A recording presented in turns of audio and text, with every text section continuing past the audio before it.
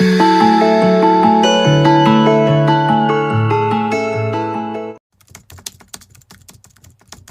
Mughals ने बहुत कुछ दिया है अपन को ना, बहुत पैनिक चीज़ें दी हैं जो आज भी चित्तौड़ के हार्ट में जुड़ी हैं।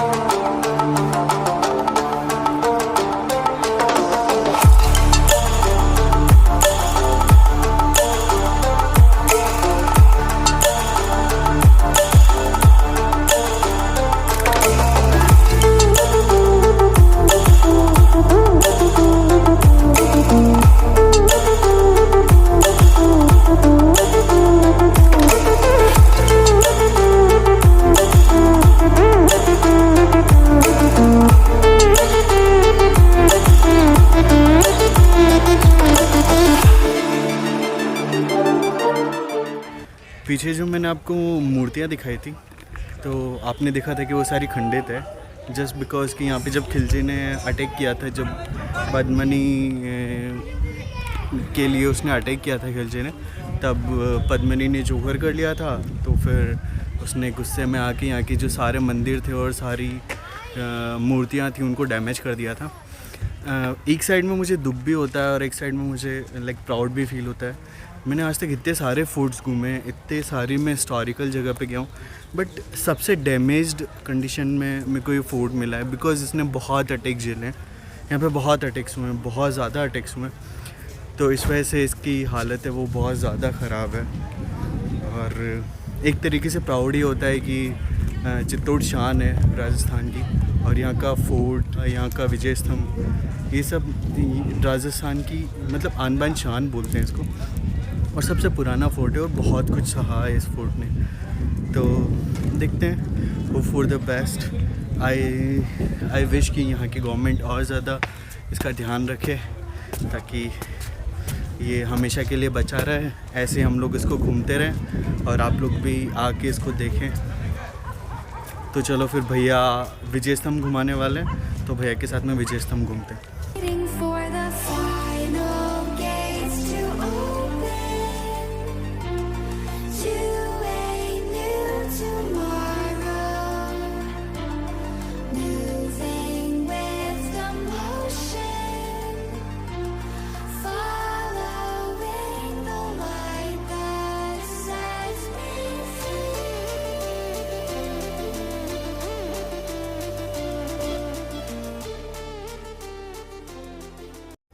हमने बचपन में इस किले के लिए एक चीज़ सुनी थी कि लाइक गढ़ तो गढ़ चित्तौड़गढ़, बाकी सब गडरिया।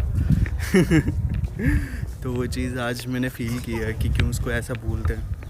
देखिए, ये जो सामने जो टावर नज़र आ रहा है, इसको विक्ट्री टावर, विजय स्तंभ, विजय की याद में बना स्तंभ विजय स्तंभ कहते हैं। Okay, victory Maharana tower. Kumbha जब मालवा के सुल्तान महमूद खिलजी और अहमद शाह जिन्होंने अहमदाबाद बसाया, दोनों सम्मिलित बादशाहों ने मिलकर राणा कुंभा से एक साथ चैलेंज किया, तो खानवा के मैदान में एक बहुत बड़ा फाइट हुआ। ओके। उस फाइट में राणा कुंभा को बहुत बड़ी विक्ट्री मिली। उस विजय को हमेशा के लिए मेमोरी रखने लगे ये मीनार का निर्माण किया गया। 9 ग्रह के आधार पर 9 मंजिला बनाया। ओके। 122 फीट इसका हाइट है।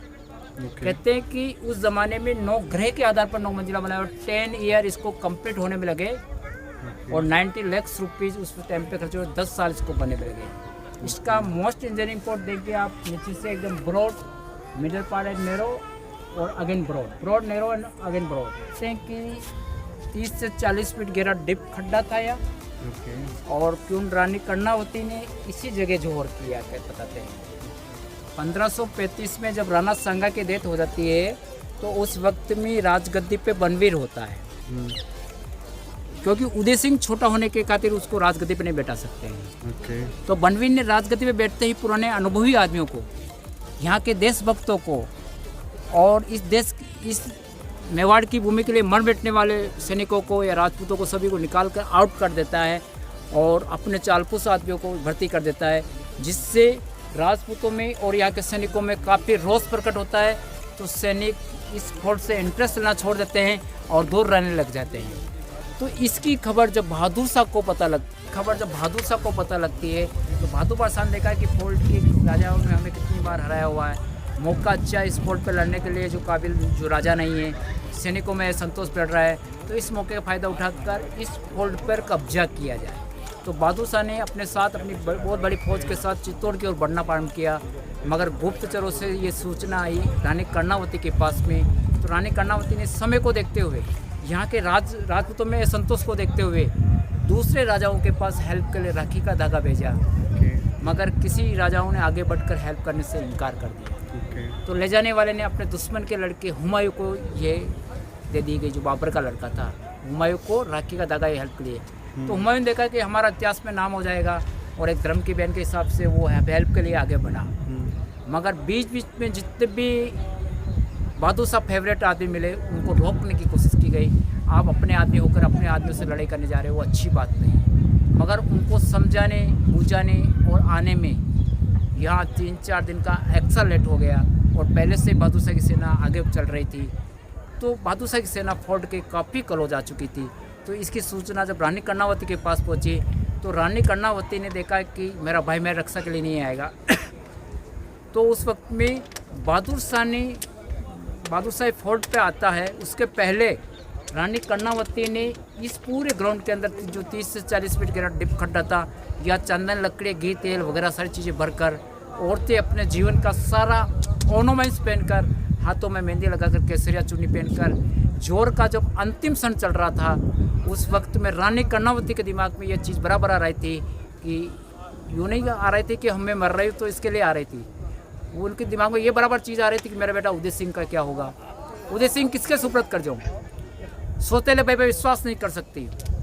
तो उनके दिमाग में फिर आया कि पन्ना दाई निस्वार्थ होकर अपने बेटे का हक का दूध मेरे बेटे को पिला सकती है, वो रक्षा कर सकती है। ऐसा विश्वास जानकर पन्ना दाई को जोर स्तर पर बुलाया गया, और पन्ना दाई ने अपनी दूध की लाज रखते हुए, एक दूध माँ के नाम से पन्ना दाई फेम थी, दूध की लाज रखते हुए वचन दिया कर्णावती को कि मैं आज के बाद तुम्हारे सब बेटे का तुम ध्यान रखूँगी। हर गार्जियन का काम सौंपा गया उनको, और उनके हर निर्णय उदय सिंह के लेने के लिए पन्ना दाई को स्वतंत्र किया गया।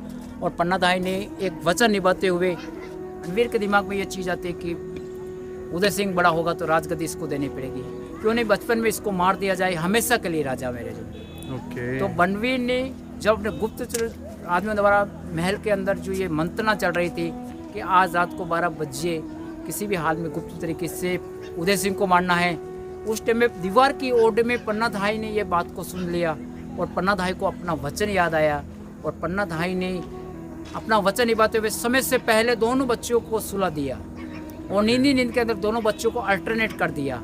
राजकुमार के कपड़े पहना कर राजकुमार के खाट पर अपने बच्चों को सुला दिया, और सर्वेंट वाले खाट पर राजकुमार को सुला दिया। जैसे ही रात को 12 बजे बनवीर डोर को खुला कर अंदर प्रवेश होता है, तो पन्ना दाई कांप उठती है, और पन्ना दाई को ललकारता है, पन्ना कहाँ है उदय सिंह। तो एक झटकते हुए हाथों से उन्हें अपने लाल की ओर इशारा कर दिया, ये है उदय सिंह। और फुल नशे में और गुस्से में बनवीर ने ऐसा वैसा नहीं देखते हुए पन्ना दाई के इशारे के अनुसार उनके बच्चे का कत्ल करके चला जाता, हंसता हुआ कि हमारा रास्ते का कांटा निकल गया है। और पन्ना दाई का इतना धीरज रखना, एक माँ का कलेजा अंदर ही अंदर से रोया होगा। उस माँ पे क्या बीती होगी आपको सोच समझ सकते हो, जिसका लाल अपने आंखों के सामने कुछ क्षण में मरने वाला या मार दिया गया है, मगर पन्ना दाई ने इतना धीरज रखा कि अपने बेटे के मरते हुए भी उस पर आउटसाइड में चिल्लाना चीखना और नहीं सही नहीं समझा, और अपने विश्वासपात सर्वेंट द्वारा महल के पीछे के रास्ते से कुम्भलगढ़ गुप्त तरीके से उदय सिंह जी को भेज दिया जाता है, और अपने सेक्रेट आदमियों द्वारा उनको लालन पालन होता है, और सिक्स वापस बड़े होकर उदय सिंह जी यहाँ आते हैं, और बनवीर को यहाँ से हराकर फोर्ट को अपने कब्जे में लेते हैं। गाइस, आपने अभी पन्ना दाई की स्टोरी सुनी है, देखो कितना ज़्यादा सेक्रीफाइस किया ना उसने। मतलब सिर्फ उसने अपनी रानी को एक प्रॉमिस किया था कि वो उसके बेटे की रक्षा करेगी, उसको अपनी माँ के जैसे पालेगी, माँ के जैसे बड़ा करेगी। मेवाड़ की आन बान शान था वो, मेवाड़ का राजकुमार था। उसको बचाने के लिए उसने अपने बेटे की कुर्बानी दी, मतलब अपने बेटे को मरवा दिया। तो यार बहुत ज़्यादा मतलब कितना मतलब उसको क्या क्या उस टाइम पे उसके माइंड में चल रहा होगा, वी कांट थिंक ना, अपन लोग सोच भी नहीं सकते। और बहुत मेरे अकॉर्डिंग तो ये बहुत तगड़ा वाला सेक्रीफाइस है, बिकॉज आज के टाइम पे भी कोई नहीं कर सकता है जो उस टाइम पे उस पन्ना धाई ने करके दिखाया था, माँ पन्ना धाई ने करके दिखाया था। काफ़ी रिस्पेक्ट है उनके लिए। आगे घूमते हैं। मैं थोड़ा नर्वस फील कर रहा हूँ बिकॉज़ मैं हर एक फूड जाता हूँ तो काफ़ी एक्साइटमेंट में रहता हूँ, बट यहाँ पे मुझे कुछ भी ऐसी चीज़ सुनने को नहीं मिल रही कि मेरे को हंसी आए, मेरे को मज़ा आए। यहाँ की जो चीज़ें हैं, इन लोगों ने बहुत कुछ सहा, यहाँ के फूड ने बहुत कुछ सहा। मतलब बोलते ना कि सेक्रीफाइसेस बहुत किए हैं यहाँ के फूड ने, यहाँ के लोगों ने, यहाँ के राजाओं ने। मतलब काफ़ी स्ट्रगल वाली लाइफ रही है उन लोग की भी। और चित्तौड़गढ़ सीरियसली गाइस, मतलब सैल्यूट है इस फूड को, और क्योंकि इसने बहुत कुछ सहा है। No comments. आगे अपन लोग और कुछ ज़्यादा बात नहीं करेंगे। मेरे पीछे ये जो गार्डन देख रहे हो गाइस, ये जैसा गार्ड भैया बता रहे हो वैसा है कि ये उस टाइम का जौहर कुंड है। अभी तो इसको बैकफिल कर दिया है फिर से, मतलब काफ़ी टाइम से बैकफिल कर दिया है। बाकी उस टाइम पे जो रानी कर्णावती का जो जौहर हुआ था वो इधर की साइड में हुआ था। मतलब जलती हुई आग में अपने आप को डालना। Have no words.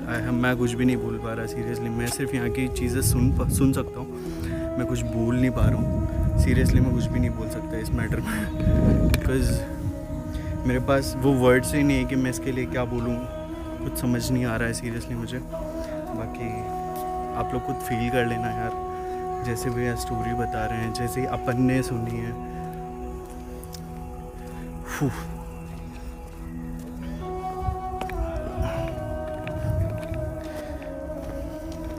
मतलब सिर्फ अपनी आन बान शान के लिए, सिर्फ अपनी रिपुटेशन के लिए सारी रानियों ने जौहर किया था।